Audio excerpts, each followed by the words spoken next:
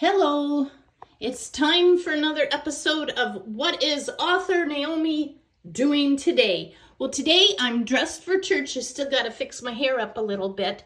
And I was raised Methodist. And my husband was raised Lutheran, which is often the case if you come from North Dakota or Minnesota. There's lots of Lutherans here. Anyway, when we moved to Duluth, which was 20 years ago, I asked my husband, could we both go to the same church? Because he was going to his church and I was going to mine. And he said if we could find a church with a band that would let him play guitar, he would go to a Methodist church. So, anyway, that's what's happening.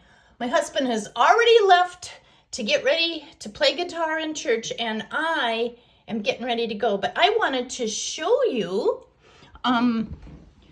what I'm taking to church today.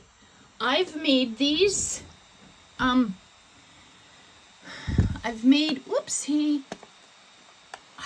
announcements, because in my book, Blooming Hollyhocks, Tales of Joy During Hard Times, I talk about how the family was Methodist and two of Jeanette's brothers became Methodist.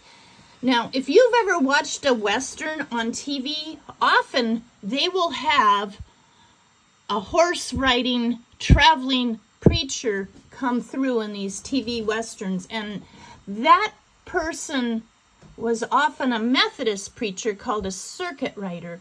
And I printed these out.